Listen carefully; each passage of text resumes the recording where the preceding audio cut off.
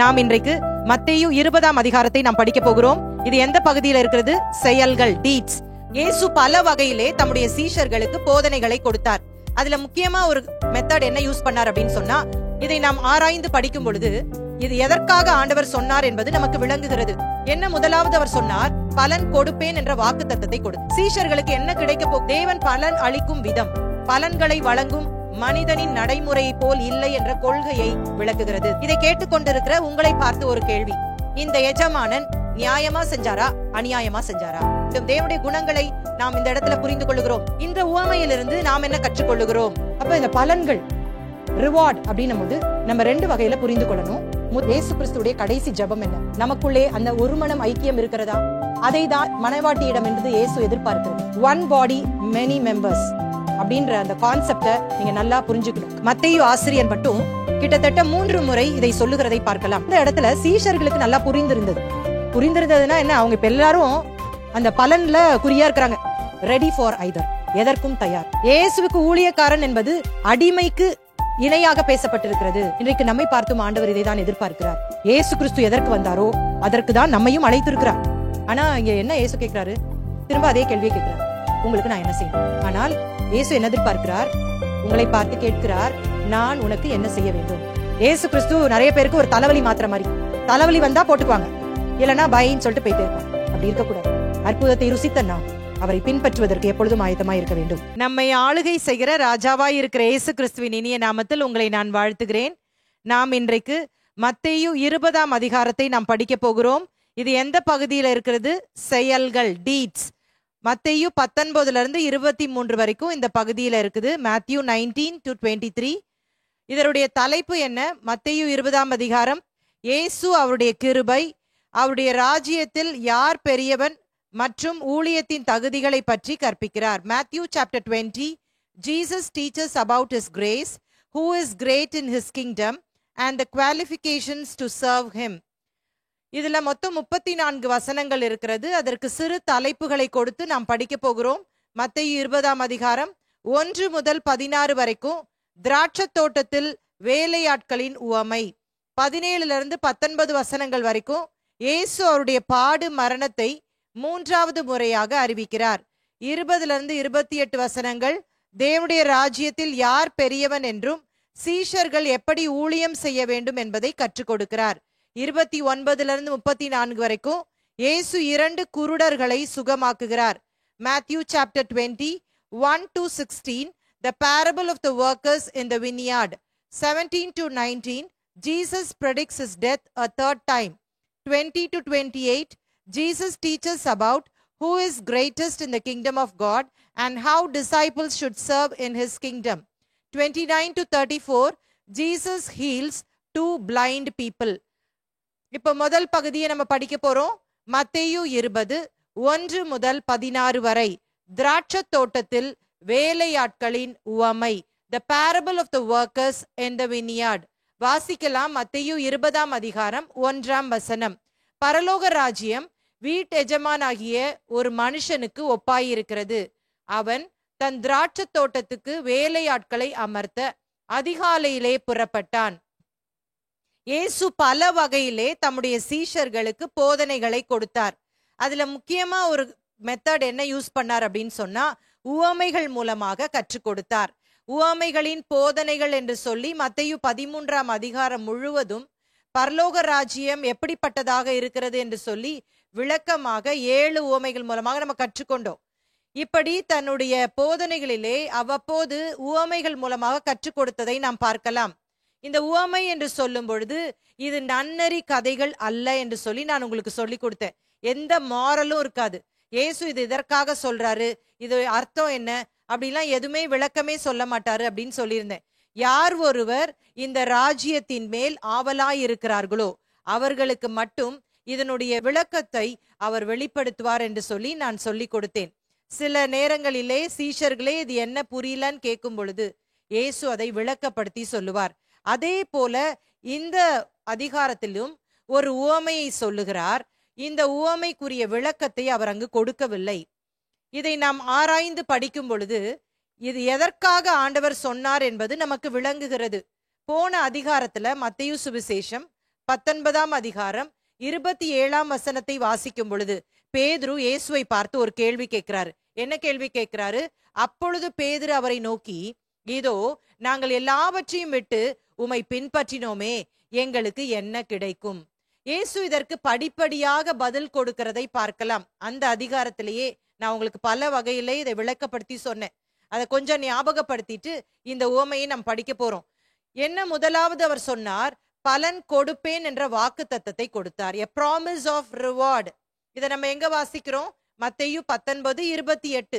அதற்கு இயேசு, மறுஜென்ம காலத்திலே மனுஷகுமாரன் தம்முடைய மகிமையுள்ள சிங்காசனத்தில் மேல் வீற்றிருக்கும் போது என்னை பின்பற்றின நீங்களும் இஸ்ரவேலின் 12 கோத்திரங்களையும் நியாயம் தீர்க்கிறவர்களாக 12 சிங்காசனங்களின் மேல் வீற்றிருப்பீர்கள் என்று மெய்யாகவே உங்களுக்கு சொல்லுகிறேன்.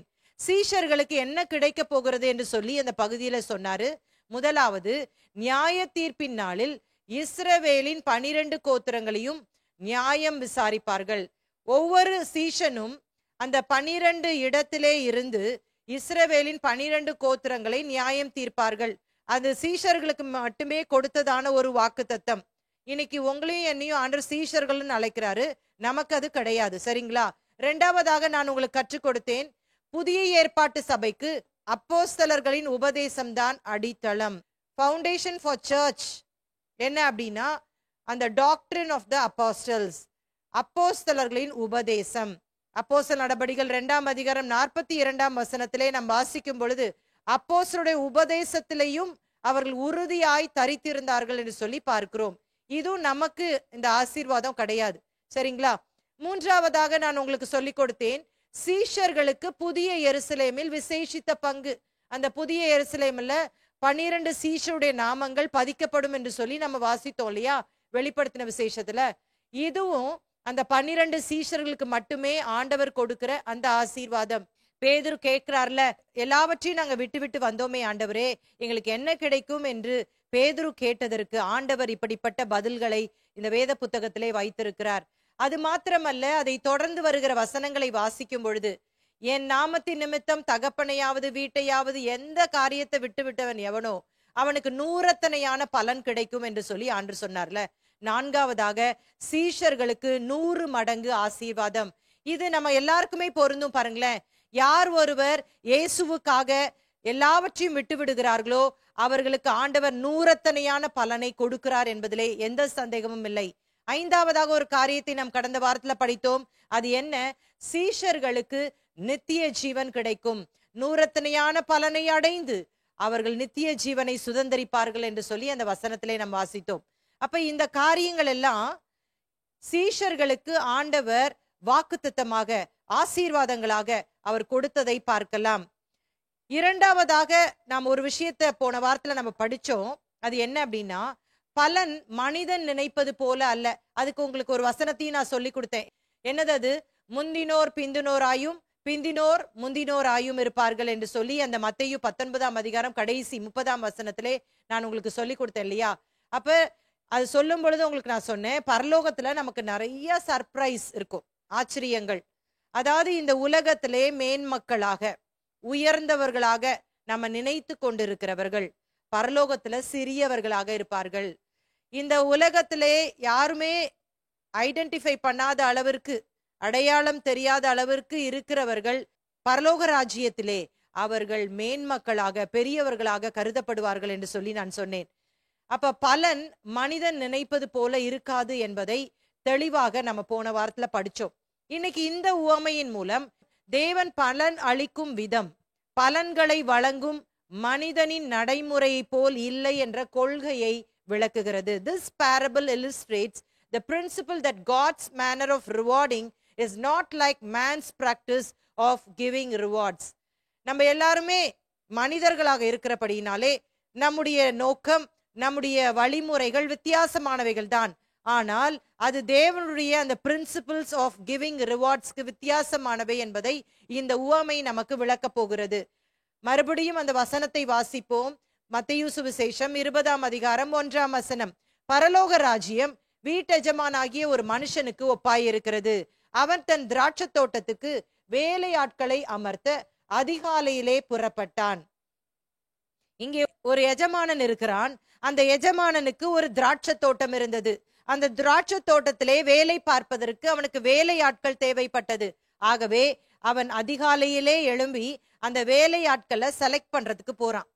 அந்த நாட்கள்லயும் இந்த நாட்களை போல காலையில நீங்க சில கிராமங்கள், சில முக்கியமான அந்த ஜங்ஷன்ஸ்ல பாத்தீங்கன்னா, இந்த மேசன்ஸ், இந்த குளத்து வேலை செய்யறவங்க சொல்லுவாங்கல்ல, வீடு கட்டுறவங்க ஒரு பர்டிகுலர் ஜங்ஷன்ல நின்றுட்டு இருப்பாங்க. நிறைய பேர் அந்த கொத்தனார் வேலை செய்கிறவர்கள், பெரிய ஆள் சித்தாளுன்னு சொல்றவங்க நின்றுட்டு இருப்பாங்க. வேலைக்கு அமர்த்துகிறவர்கள், வேலைக்கு வேண்டும் என்று நினைப்பவர்கள் அந்த குறிப்பிட்ட இடத்திற்கு போய் என்ன செய்வாங்க, தங்களுக்கு என்று சொல்லி வேலையாட்களை கூட்டிக் கொண்டு வருவார்கள்.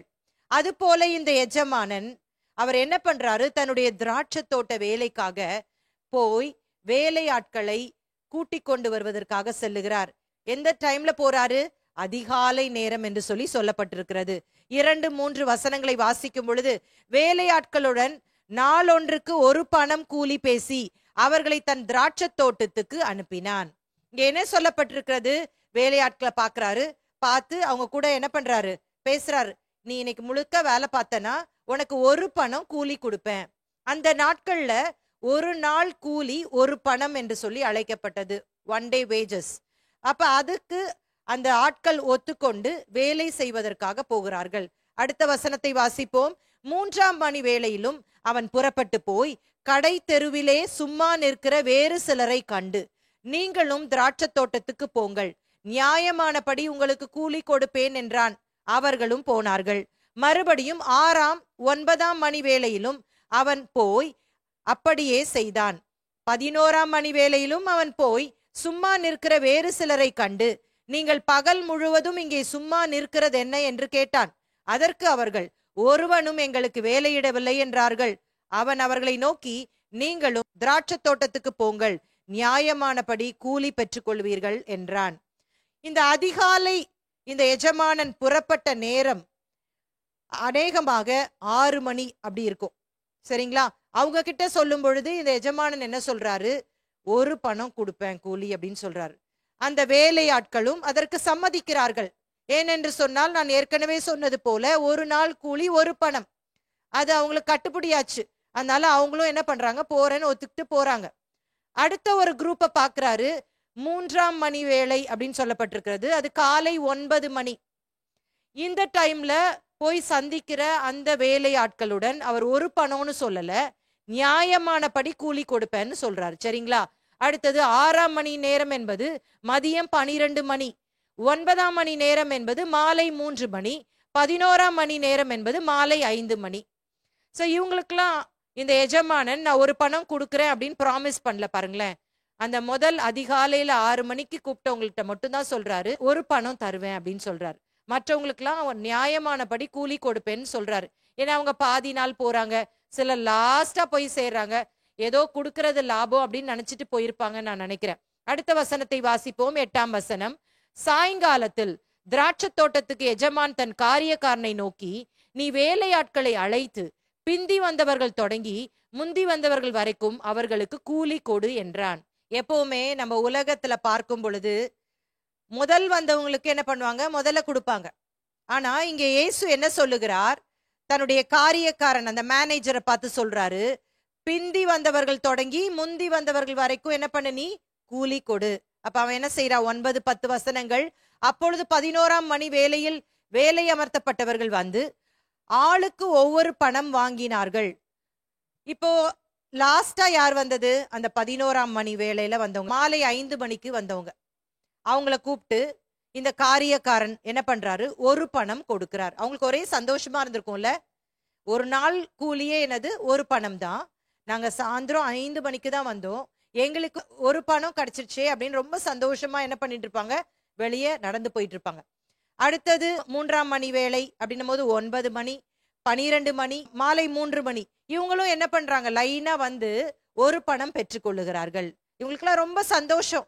ஏன்னா இவங்க என்ன வேலை செஞ்சாங்களோ அதற்கு மிஞ்சி இவங்களுக்கு என்ன பண்ணிருக்கு, பணம் கிடைத்திருக்குது. அதாவது அவங்களுக்கு அதுக்கு அது டிசர்வ் பண்ண அவங்க தகுதியே கிடையாது. தகுதி இல்லாதவர்களுக்கு அந்த இடத்துல 1 பணம் கிடைச்சது ரொம்ப சந்தோஷமான விஷயம். இப்ப பாருங்க, முந்தி அமர்த்தப்பட்டவர்கள் வந்து தங்களுக்கு அதிக கூலி கிடைக்கும் என்று எண்ணினார்கள். அவர்களும் ஆளுக்கு ஒவ்வொரு பணம் வாங்கினார்கள். இது ஒரு இன்டர்வியூ மாதிரி ஞாபகம் வச்சுக்கோங்களேன். இன்டர்வியூல முதல்ல அப்படியே கியூவா நின்றுட்டு இருப்பாங்க, ஒவ்வொருத்தரா அனுப்புவாங்கல்ல. அப்ப முதல் போய் இன்டர்வியூ அட்டன் பண்ணவங்ககிட்ட பிந்தி வந்தவங்கலாம் என்ன பண்ணுவாங்க, என்ன கொஸ்டின் கேட்டாங்க, எப்படி இருந்துச்சு இன்டர்வியூ, எப்படி இருந்துச்சு, ஈஸியா இருந்ததா, அப்படி நம்மளும் நான் அதுக்கு ப்ரிப்பேர் ஆயிக்கலாம் அப்படின்னு சொல்றதுக்காக அவங்க என்ன பண்ணுவாங்க கேட்பாங்கல்ல. அது போல இவங்களுக்கு ஒரு கியூரியாசிட்டி. இந்த முதல் அதிகாலையில வந்தாங்கல்ல, அவங்களுக்கு ஒரு கியூரியாசிட்டி, நமக்கு எவ்வளவு கொடுப்பாரு அப்படின்னு சொல்லிட்டு வெளியே வந்தவங்கள்ட்ட கேட்குறாங்க. கேட்ட உடனே அவங்களாம் சொல்றாங்க ஒரு பணம் அப்படின்னு சொல்லிட்டு. இவங்க டோட்டலா மறந்துட்டாங்க, காலையில இந்த எஜமானன் இவர்களை வேலைக்கு அமர்த்தும் பொழுது ஒரு பணம் கொடுப்பேன் என்று சொல்லி தான் வேலைக்கு சேர்த்தாருன்றத மறந்துட்டாங்க. இவங்க என்ன யோசித்தாங்கன்னா, இந்த ஆள் ரொம்ப தாராளமான மனுஷன் போல, கடைசி வந்தவங்களுக்கே ஒரு பணம் கொடுத்துருக்கிறாருன்னா நமக்கு இன்னும் நிறைய கொடுப்பாரு போல இருக்கு அப்படின்னு நினைச்சுக்கிட்டு இருக்கிறாங்க. அதனால இவங்க கேட்டு இப்ப சந்தோஷமா அந்த இடத்துல நின்றுட்டு இருக்கிறாங்க. முந்தி அமர்த்தப்பட்டவர்கள் வந்து தங்களுக்கு அதிக கூலி கிடைக்கும் என்று எண்ணினார்கள். அவர்களும் ஆளுக்கு ஒவ்வொரு பணம் வாங்கினார்கள். வாங்கி கொண்டு வீட்டு எஜமானனை நோக்கி, பிந்தி வந்தவர்களாகிய இவர்கள் 1 மணி நேரம் மாத்திரம் வேலை செய்தார்கள், பகலின் கஷ்டத்தையும் வெயிலின் உஷ்ணத்தையும் சகித்த எங்களுக்கு இவர்களை சமமாக்கினீரே என்று முறுமுறுத்தார்கள். இதை கேட்டுக்கொண்டிருக்கிற உங்களை பார்த்து ஒரு கேள்வி, இந்த எஜமானன் நியாயமா செஞ்சாரா அநியாயமா செஞ்சாரா? இந்த எஜமானன் அவர் செய்தது சரியா தவறா அப்படின்னு நம்ம கேள்வி கேட்கும் பொழுது உங்களுக்கு என்ன தோன்றுகிறது? நான் சொல்ல முடியும், இந்த எஜமானன் செய்தது சரி. ஏன்னா அவர் என்ன பண்றாரு, அதிகாலையில வந்தவங்கள்ட்ட சொல்லிதான் கூப்பிடுறாருல, உங்களுக்கு ஒரு பணம் சம்பளம் கொடுப்பேன். அப்ப ஒரு பணத்துக்கு மேல வேணும்னு நினைச்சிருந்தாங்கன்னா அவங்க என்ன பண்ணிருக்கணும், இல்ல நாங்க வேலைக்கு வர மாட்டோம், எங்களுக்கு 2 நாள் கூலி நீங்க தரணும் அப்படின்னு கேட்டிருக்கணும் இல்லையா? அவங்க அதை ஒத்துக்கொண்டுதான் என்ன பண்ணாங்க, வந்தாங்க. அதன்படி நியாயமானபடி என்ன பண்ணிட்டார் இந்த எஜமானன், கூலி கொடுத்து விட்டார்.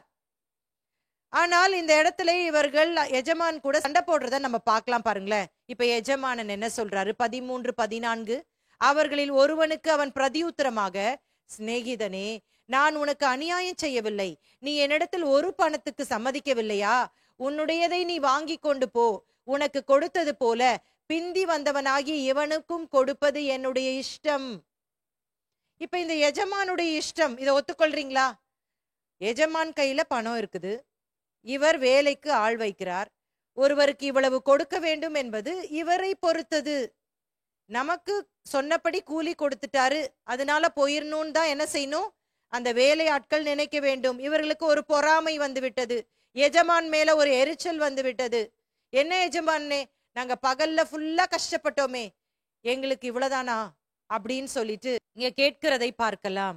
அப்ப எஜமான் சொல்றாரு, உங்களோடதை நீங்க வாங்கிட்டு போங்க, நான் கொடுக்கிறது என்னுடைய இஷ்டம். அதை நாம் ஒவ்வொருவரும் அறிந்து கொள்ள வேண்டும், நன்றாக விளங்கி கொள்ள வேண்டும். தேவனுடைய குணங்களை நாம் இந்த இடத்துல புரிந்து கொள்ளுகிறோம்.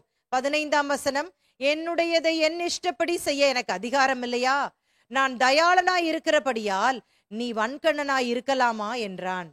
இவ்விதமாக பிந்தினோர் முந்தினோராயும் முந்தினோர் பிந்தினோராயும் இருப்பார்கள், அழைக்கப்பட்டவர்கள் அநேகர், தெரிந்து கொள்ளப்பட்டவர்களோ சிலர் என்றார். இந்த பகலின் உஷ்ணத்திலே வேலை பார்த்தவர்களால் இதை ஏற்றுக்கொள்ள முடியவில்லை. ஆனால் இங்கே தெளிவாக ஆண்டவர் சொல்லுகிறார், என்னுடையதை நான் யாருக்கு விருப்பமோ அவனுக்கு கொடுப்பதற்கு நான் ஆயத்தமாயிருக்கிறேன், அது என்னுடைய இஷ்டம், நான் தயாளனாய் இருக்கிறேன், நான் வன்கண்ணனாய் இல்லை என்பதை இங்கே அவருடைய கேரக்டர்ஸ, அவருடைய குணாதிசயங்களை ஆண்டவர் சொல்லுகிறதை பார்க்கலாம். ஆகவே நான் உனக்கு கொடுத்ததை நீ வாங்கிட்டு போப்பா அப்படின்னு அன்பா சொல்றாரு, சிநேகிதனே அப்படின்னு சொல்றத பார்க்கலாம். இதை நான் முதலாவது இது என்ன அப்படின்றத முதல்ல விளக்கிடுறேன். எஜமானன் எதை குறிக்கிறது என்று சொன்னால் அதுதான் கிறிஸ்து.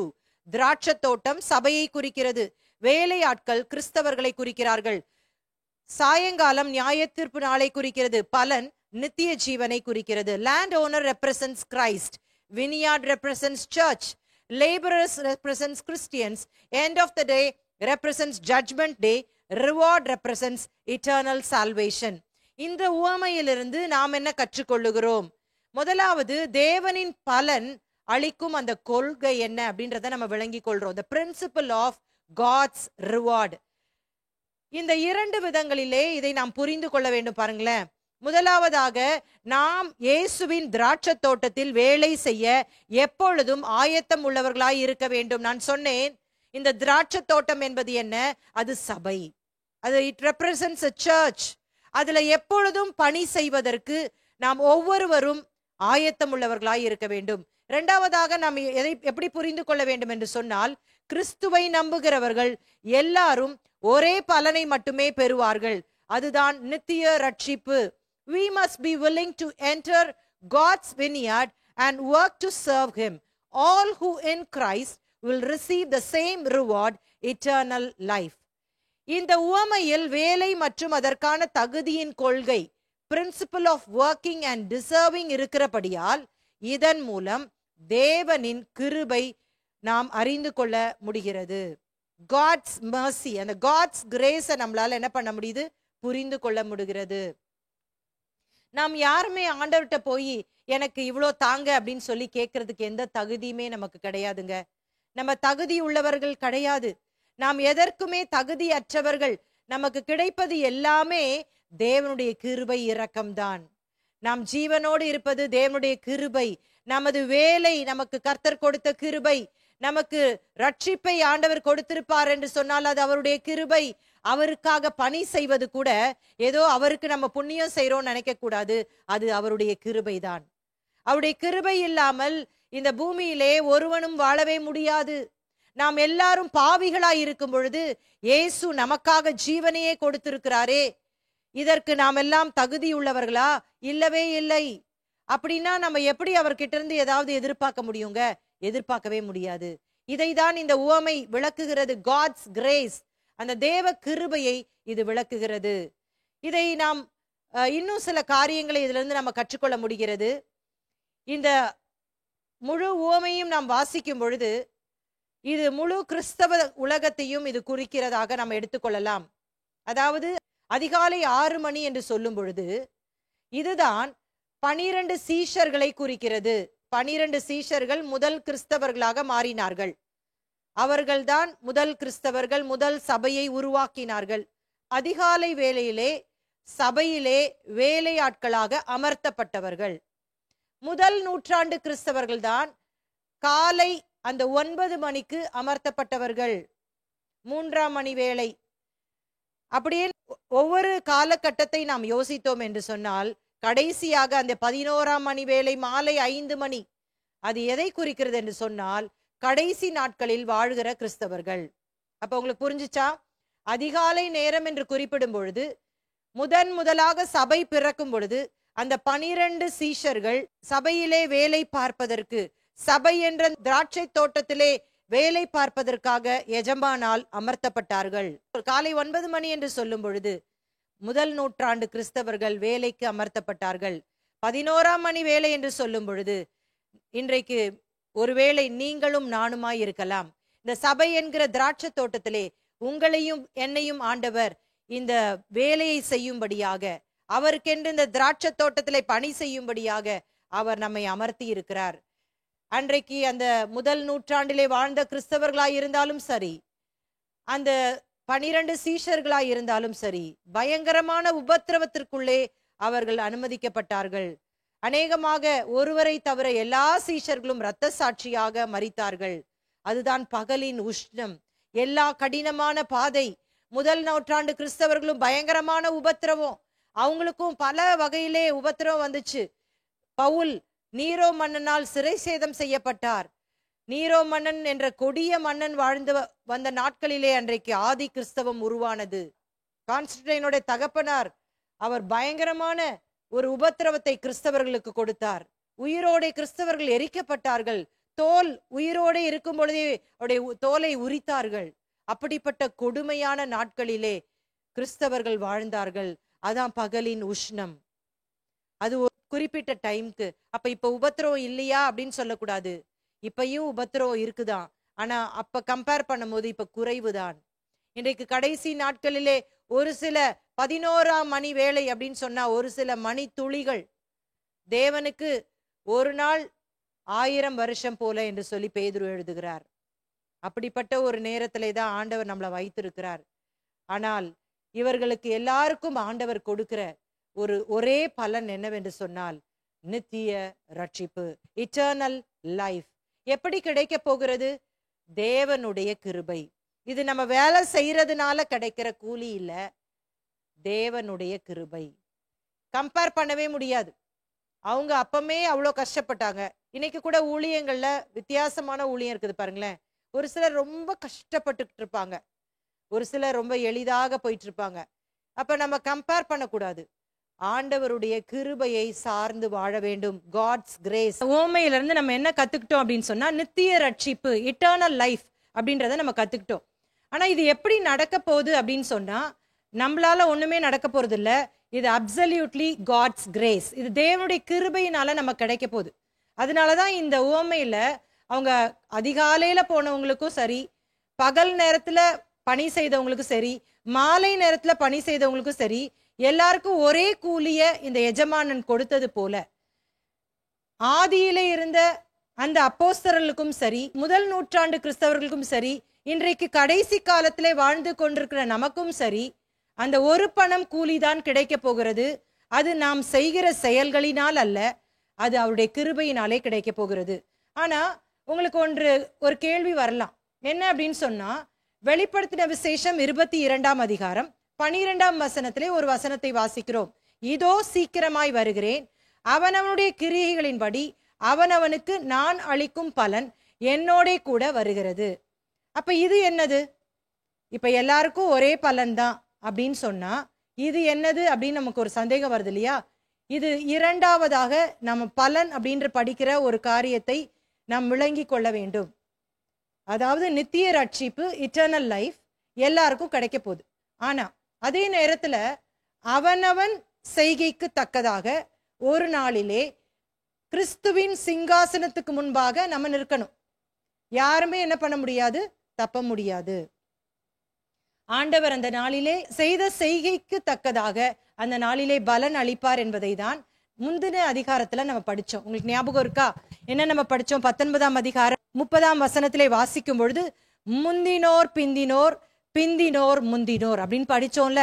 அப்ப நான் உங்களுக்கு சொல்லி கொடுத்தேன், இந்த உலகத்துல நம்ம மேன்மக்கள் என்று நினைத்தவர்கள், இவங்கெல்லாம் பயங்கரமான காரியங்களை செஞ்சாங்க அப்படின்னு நம்ம சிலரெல்லாம் நினைச்சிட்டு இருக்கிறோம்ல, அவங்கெல்லாம் பரலோக ராஜ்யத்துல ரொம்ப சிறியவர்களா இருப்பாங்க. இந்த பூமியிலே சிறியவர்களாக இருப்பவர்கள் பரலோக ராஜ்யத்துல மேன்மக்களா இருப்பாங்க. இதை குறித்து ரிப்பீட்டடா இயேசு கிறிஸ்து தன்னுடைய போதனைகளை சொல்லிட்டே தானே இருக்கிறாரு. யார் பெரியவன் அப்படின்னு சொல்லும் பொழுது அடிக்கடி தன்னுடைய போதனைகளை சொல்றதை தான் நான் சொன்னேன். அப்ப அன்றைக்கு பரலோகத்துல நம்ம போகும் பொழுது நமக்கு நிறைய ஆச்சரியங்கள் வெயிட் பண்ணிட்டு இருக்கோம். லாட் ஆஃப் சர்ப்ரைசஸ் இருக்கும். நம்ம யாரு இங்க வரமாட்டாங்கன்னு நினைச்சவங்க கூட அங்க வந்திருக்கலாம். இவங்க என்ன பண்ணிட்டாங்க அப்படின்னு நினைச்சவங்க அங்க பயங்கரமான பலன்களை பெற்றுக்கொள்ளலாம். ஒரு சம்பவம் எனக்கு ஞாபகம் வருகிறது. ஒரு போதகர், இவர் இந்த பூமியில இருக்கும் பொழுது லட்சக்கணக்கான ஜனங்களை கிறிஸ்துவுக்கு என்று சொல்லி ஆதாயப்படுத்தினாராம். அவருக்கு ஒரு நாள் ஒரு கனவு வந்துச்சான். அந்த கனவுல அவர் பரலோகத்துக்கு போயிட்டாரு. லைனா எல்லாரும் பலன்களை பெற்றுக்கொள்வதற்கு வராங்க. அப்ப அவருடைய வாசற்படியில உட்கார்ந்து ஒருத்தர் எப்பவுமே செய்தி கேட்டுக்கொண்டிருப்பாராம். அவருக்கு நிறைய பலனை கொடுத்தார்களாம். இவருக்கு ஒண்ணுமே கொடுக்கவே இல்லையா. இவருக்கு ரொம்ப ஆச்சரியமாயிருச்சு. இவருக்கு ரொம்ப கியூரியாசிட்டின்னு வச்சுக்கோங்களேன். அவர் என்ன பண்றாரு, போயிட்டு அங்க இருக்க ஏஞ்சலை கூப்பிட்டு, ஏஞ்சல், நான் இந்த பூமியில இருக்கும் பொழுது எவ்வளோ அற்புதங்களை செஞ்சேன். நான் பிரசங்கம் பண்ணனா லட்சக்கணக்கான மக்கள் ரட்சிக்கப்படுவாங்க. ஆனா எனக்கும் இவரையும் கம்பேர் பண்ணா எனக்கு பலன் ஒண்ணுமே இல்லையே, இவருக்கு இவ்வளோ பலன் கிடைச்சிருக்கே அப்படின்னு கேட்டாராம். உடனே அதுக்கு ஏஞ்சல் பதில் சொன்னாங்களாம், தேவதூதர் பதில் சொன்னாங்களாம், நீ பிரசங்கம் பண்ணிட்டு இருந்தல, நீ புல்பிட்ல நின்று கத்தி கத்தி பிரசங்கம் பண்ணிட்டு இருக்கும் பொழுது இந்த நபர் உனக்காக வாசல் படியில உட்கார்ந்து ஊக்கமாய் ஜெபித்து கொண்டிருந்தார். இந்த ஆளுடைய ஜெபத்தை கேட்டுதான் பரிசுத்த ஆவியானவர் கிரியை செய்து லட்ச லட்சமான ஜனங்கள் அன்றைக்கு மனம் திரும்பினார்கள் என்று சொன்னாங்களாம். உடனே இவருக்கு ரொம்ப ஆச்சரியமா இருந்து அந்த கனவு அப்படியே அவளுக்கு கலைஞ்சிருச்சான். ஆம் கர்த்தருடைய பிள்ளைகளே, நம்முடைய வாழ்க்கையிலே இந்த உலகத்தை எதுவே நம்ம மேன்மையா நினைக்கவே கூடாது தெரியுமா? ஆண்டவர் ஒரு நாளிலே நமக்கு காண்பிக்க போகிறார். முந்தினோர் பிந்தினோராயும் பிந்தினோர் முந்தினோராயும் மாறப்போகிறார்கள். அப்ப இந்த பலன்கள் ரிவார்ட் அப்படின்னும் போது நம்ம 2 வகையில புரிந்து கொள்ளணும். முதலாவதாக எல்லாருக்கும் காமனா ஒரு பலன் கொடுக்க போகிறார். அதுதான் இட்டர்னல் லைஃப், நித்திய ரட்சிப்பு. 2வதாக நம்ம என்ன விளங்கி கொள்ளணும்னா, அவனவன் செய்கைக்கு தக்க பலனை பரலோகத்திலே கர்த்தர் கொடுக்க போகிறார் என்பதை நாம் விளங்கி கொள்ள வேண்டும். இன்னொரு காரியத்தை இந்த இடத்துல நான் சொல்ல விரும்புறேன் பாருங்களேன். பலன் என்பது இன்றைக்கு வாழுகிற புதிய ஏற்பாட்டின் புதிய உடன்படிக்கையின் கிறிஸ்தவர்களுக்கு ஒரு பொருட்டே இல்லை பாருங்க. ஏன் அப்படின்னு சொல்றேன்? நம்மளெல்லாம் ஆண்டவர் என்ன சொல்றாரு? கிறிஸ்து தலையாய் இருக்கிறார், நாம் ஒவ்வொருவரும் அவருடைய அவயவமாயிருக்கிறோம். Christ is the head of the church and body of Christ தான் சர்ச். சரிங்களா? மெம்பர்ஸ் அப்படின்னு சொல்றோம்ல, நம்ம சர்ச்சை கூட என்ன சொல்றோம்? மெம்பர்ஸ். அந்த மெம்பர்ஸ் ஆஃப் த பாடி தான் என்னது? அந்த சபை, மணவாட்டி. இப்ப இப்படி யோசித்து பாருங்களேன். ஒரு நாள் வரப்போகிறது, அந்த நாளிலே நாம் எல்லாரும் கிறிஸ்துவின் சிங்காசனத்துக்கு முன்பாக நிற்க போகிறோம். அவனவனுக்குரிய பலனை பெற்றுக்கொள்ள போகிறோம். நான் என்ன சொல்லிட்டேன்? நம்ம எல்லாம் ஒரே சரீரமாகிய கிறிஸ்துவின் சரீரம். இப்ப உதாரணமா இந்த உலகத்துல யாராவது நம்மளுக்கு கை கொடுக்குறாங்கன்னு வச்சுக்கோங்களேன். நம்ம கை கொடுக்கறத நம்ம மூளை சொல்லுது, அடப்பாவி, நான் தான் பிளான் பண்ணி எல்லாத்தையும் செஞ்சேன், கை நீ மேன்மையை வாங்கிட்டியா? உடனே கால், உனக்கு மேன்மைலாம் கிடையாது, இதுல நானும் தான் இன்வால்வ்டு. இதை கொஞ்சம் இமேஜின் பண்ணி பாருங்க. கிறிஸ்து தலை, சபையில் இருக்கிற இன்னைக்கு ஒவ்வொருவரும் ஒவ்வொரு மெம்பர்ஸ், அவயவம். அந்த நாளில் ஆண்டவர் நம்முடைய சகோதரருக்கோ சகோதரிக்கோ பலன் கொடுப்பார் என்று சொன்னால் நமக்கு பொறாமையே வராது. அவங்களுக்கு மட்டும் நிறைய கிடைச்சிருச்சே அப்படின்னு வரவே வராது. ஏன்? நாமும் கிறிஸ்துவின் சரீரத்திலே ஒரு அவயவம். ஒரு அவயவம் அது சந்தோஷப்பட்டால் மற்ற அவயவம் எல்லாம் கூட சேர்ந்து சந்தோஷப்படும். இதான் பவுல் ரொம்ப அழகா எழுதுறாருல. அப்ப இந்த ஒரு கண்ணோட்டத்திலையும் நம்ம இதை விளங்கிக்கணும். அந்த ரிவார்டு, அந்த பலன் என்று சொல்லும் பொழுது ஆண்டவருடைய மனவாட்டியாக ஆண்டவர் நம்மை பார்க்கிறார். அப்போ ஒரு அவயவம் அந்த பலனை பெற்றுக்கொள்ளும் பொழுது எல்லா அவயவும் சேர்ந்து சந்தோஷப்படுவது போல நாமும் அந்த நாளிலே கர்த்தரை மகிமைப்படுத்துவர்களாக மாறுவோம் என்பதிலே எந்த சந்தேகமும் இல்லை. அப்ப அதற்காக ஆண்டவர் பூமியில இப்ப இருக்கும் பொழுதே நம்மை ஆயத்தப்படுத்துறார் பாருங்களேன். இயேசு கிறிஸ்துடைய கடைசி ஜெபம் என்ன உங்களுக்கு ஞாபகம் இருக்கா? யோவான் சுவிசேஷம் 17ஆம் அதிகாரத்துல இயேசு இப்படியாக ஜெபிக்கிறார். பிதாவே, நீரும் நானும் ஒன்றாயிருப்பது போல இவர்களும் ஒன்றாயிருக்கும்படி வேண்டுகிறேன். இன்றைக்கு நம்ம சொல்லலாம், கிறிஸ்தவ உலகத்துல ஒரு லேக்கிங், ஒன்றே ஒன்றுதான் குறைவு. அது என்ன அப்படின்னு சொன்னா ஐக்கியம். எல்லாமே இருக்கு இன்னைக்கு கிறிஸ்தவத்துல. அதுவும் இன்னைக்கு நம்ம பார்க்கும் பொழுது வெகு விரைவாக கிறிஸ்தவம் வளர்ந்து கொண்டிருக்கிறது. பாடலுக்கு குறைவில்லை, ஆராதனைக்கு குறைவில்லை, செய்திகளுக்கு குறைவில்லை. எங்கேயோ ஜனங்கள் பல இடங்களுக்கு சென்று சுவிசேஷத்தை அறிவித்துக் கொண்டிருக்கிறார்கள். ஆனால் ஒரு கேள்வியை கேட்டுக்கொள்வோம், நமக்குள்ளே அந்த ஒரு மனம் ஐக்கியம் இருக்கிறதா? அதை தான் மணவாட்டியிடம் என்று இயேசு எதிர்பார்க்கிறது. அது மட்டும் நமக்கு இந்த பூமியில வந்துருச்சு அப்படின்னு சொன்னா இந்த பலன்கள் என்பது மேட்டரே இல்லைங்க. ஆண்டவர் நம்மை மணவாட்டியாக பார்க்கிறார். மணவாட்டிகள் அல்ல, மணவாட்டியாக. சபை, சபைகள் அல்ல, சபை. நாம் எல்லாரும் ஒன்று. இதை ஆண்டவர் ப்ரிப்பேர் பண்றதுக்கு தான் இன்றைக்கு இந்த லோக்கல் சர்ச்ல உள்ளூர் சபையில வச்சு நம்மளை என்ன பண்றாரு? பழக்குவிக்கிறார். நம்மளால ஒரு குடும்பத்துக்குள்ளேயே குப்பை கொட்ட முடியல. எப்படி நம்ம விசுவாசிகளோடு கூட ஐக்கியமா இருக்க போகிறோம்? இல்லாவிட்டால் இந்த உலகத்தில் உள்ள எல்லா கிறிஸ்தவர்களோடு கூட ஐக்கியமா இருக்க போகிறோம். இதை கேட்டுக்கொண்டிருக்கிற அருமையான சீஷர் கூட்டமே, நீங்கள் ஒன்றை தெளிவாக புரிந்து கொள்ள வேண்டும். இயேசு நம்மை எதற்காக அழைத்திருக்கிறார்? ஒரு மனமாக, மணவாட்டியாக மாறும்படியாக இந்த நாட்களிலே நம்மை ஆயத்தப்படுத்திக் கொள்வோம். அப்ப இந்த ஒன் பாடி மெனி மெம்பர்ஸ் அப்படின்ற அந்த கான்செப்டை நீங்க நல்லா புரிஞ்சுக்கணும். Christ is the head, believers are his body, the church is the body of Christ அப்படிங்கிறத நீங்க புரிஞ்சுக்கணும். அதனாலதான் நம்ம அந்த மத்தேயு 19ஆம் அதிகாரம் 30ஆம் வசனத்தை மறக்கவே கூடாது. இந்த உலகத்துல சொல்லுவாங்க, முந்தினோர் முந்தினோரா தான் இருக்க முடியும், ஃபர்ஸ்ட் கம் ஃபர்ஸ்ட் சர்வ். ஆனா உலகத்துல உள்ள பலன் கொடுக்கிற முறை வேற. தேவன் நம்மை பார்க்கிற முறை வேற. ஆண்டவர் நம்முடைய உள்ளந்திரியங்களை ஆராய்ந்து அறிந்திருக்கிறார். ஆகவே இதை நீங்கள் ஒரு நாளும் மறந்து போகக்கூடாது. அடுத்த பகுதியை நாம் படிக்க போகிறோம். மத்தேயு சுவிசேஷம் 20ஆம் அதிகாரம் 17 19 வரைக்கும். இயேசு அவருடைய பாடு மரணத்தை 3வது முறையாக அறிவிக்கிறார். Jesus predicts his death a third time. வாசிக்கலாம். மத்தேயு சுவிசேஷம் 20:17 முதல். இயேசு எருசலேமுக்கு போகும்போது வழியிலே 12 சீஷரையும் தனியே அழைத்து, இதோ எருசலேமுக்கு போகிறோம், மனுஷகுமாரன் பிரதான ஆசாரியரிடத்திலும் வேத பாரகரிடத்திலும் ஒப்பு கொடுக்கப்படுவார், அவர்கள் அவரை மரண ஆக்கினைக்குள்ளாக தீர்த்து என்று சொல்லப்பட்டிருக்கிறது. இயேசு கிறிஸ்து தன்னுடைய ஊழிய பணியை துவங்கின நாட்களிலிருந்து பல வகையிலே தான் சிலுவையிலே பாடுபட்டு மரிக்க போவதை அவர் சொல்லிக் கொண்டேதான் வந்தார். மத்தேயு ஆசிரியர் மட்டும் கிட்டத்தட்ட 3 முறை இதை சொல்லுகிறதை பார்க்கலாம். முதலாவதாக நாம் பார்த்திருக்கிறோம்.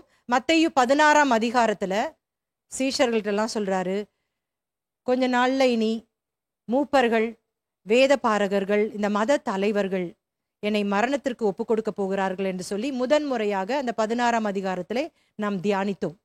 இரண்டாவதாக அந்த 17ஆம் அதிகாரத்திலே இயேசு மறுரூபமான போது மறுரூபமாயி அவர் மலையிலேருந்து கீழே இறங்கி வராரு. சீஷர்கள் மட்டும் தனியா இருக்கிறாங்க. அவங்கக்கிட்ட சொல்றாரு, நான் மரணம் அடைய போறேன், எருசலேம் போக போறேன், அங்க வேத பாரகர்கள் எங்க மரணத்துக்கு ஒப்பு கொடுக்க போறாங்க. இந்த பகுதியிலையும் இயேசு கிறிஸ்து சொல்றத பார்க்கலாம். இது மத்தேயு இந்த இடத்துல 3வது முறையாக அவர் குறிப்பிட்டிருக்கிறார். நான் நினைக்கிறேன் இந்த மத்தேயு புஸ்தகத்துல இதான் லாஸ்ட் இல்ல. இப்ப இயேசு இது வரைக்கும் சொன்ன அந்த டோன் வேற மாதிரி இருந்திருக்கும், இது கடைசியா சொல்ற அந்த டோன் வேற மாதிரி இருந்திருக்கும் நான் நினைக்கிறேன். இப்ப ரொம்ப சீரியஸா இயேசு பேசியிருப்பாரு, இதான் லாஸ்ட், கொஞ்ச நாள்ல இனி நான் உங்களெல்லாம் விட்டு பிரிய போறேன். சின்ன வயசுல இருந்தே இயேசு பஸ்கா பண்டிகை கொண்டாடி இருப்பாரு. பல முறை எருசலேம் தேவாலயத்துக்கு போயிருக்கிறாரு. பல ஜெப ஆலயங்கள்ல எருசலேம்ல பிரசங்கம் பண்ணியிருக்கிறாரு. ஆனா இப்ப போக போகிற அந்த பயணம் மிக முக்கியமான ஒரு கட்டம் அப்படின்றத ஃபீல் பண்ணி சொல்லியிருப்பார். வேதனையோடு கூட ஒரு மனிதனாகிய இயேசு, நான் இந்த உலகத்தை விட்டு பிரிய போகிறேன், என்னுடைய சீஷர்களே என்னை காட்டி கொடுக்க போகிறார்கள், என்னை விட்டு பிரிய போகிறார்கள், என்னை மறுதலிக்க போகிறார்கள் என்ற மிகுந்த வேதனையோடு கூட இந்த காரியத்தை அவர் கடைசியாக சொல்லியிருப்பார் அப்படின்னு சொல்லிட்டு நான் நினைக்கிறேன். அடுத்த பகுதிக்கு போயிடலாம். மத்தேயு சுவிசேஷம் 20ஆம் அதிகாரம் 20-28 வரைக்கும். தேவனுடைய ராஜ்யத்தில் யார் பெரியவன் என்றும் சீஷர்கள் எப்படி ஊழியம் செய்ய வேண்டும் என்பதை கற்றுக் கொடுக்கிறார். Jesus teaches about who is greatest in the kingdom of God and how disciples should serve in his kingdom. வாசிக்கலாம். மத்தேயு 20ஆம் அதிகாரம் 20ஆம் வசனம். அப்பொழுது செபதேயுவின் குமாரருடைய தாய் தன் குமாரோடு கூட அவரிடத்தில் வந்து அவரை பணிந்து கொண்டு உம்மிடத்தில் ஒரு விண்ணப்பம் பண்ண வேண்டும் என்றாள். இப்ப செபதேயுவின் குமாரனாகிய தாய், செபதேயு யார்? இவங்கதான் யாக்கோபு யோவானுடைய தகப்பன் என்று சொல்லி நம்ம மத்தேயு 4 வாசித்துட்டோம். இவங்க அம்மா என்ன பண்றாங்க, நான் நினைக்கிறேன் ஒருவேளை இயேசு எங்கெல்லாம் போனாரோ இவங்க அம்மாவும் அவங்க கூட தான் வந்திருப்பாங்கன்னு நினைக்கிறேன். இயேசு கூட ரொம்ப க்ளோஸா இருந்திருப்பாங்கன்னு நினைக்கிறேன். அதனால இப்போ இயேசு ரொம்ப வேதனையோடு கூட, நான் சிலுவையில மரிக்க போறேன், பாடுபட போறேன், உங்களெல்லாம் விட்டு பிரிந்து போறேன், இந்த உலகத்துக்காக பாவ பரிகார பலியா போறேன், இப்படிலாம் ரொம்ப வேதனையோடு சொல்லிட்டு இருக்கும் போது இந்த அம்மா வந்து இயேசு கிட்ட சொல்றாங்க, ஒரு விண்ணப்பமா கேட்குறாங்க. விண்ணப்பம் அப்படின்னு சொன்னா இயேசு கேட்காம இருப்பாரா? அதுவும் இவரை பின்பற்றி கொண்டிருக்கிற சீஷருடைய தாய். உடனே இயேசுவும் அவங்கள பார்க்கிறார்.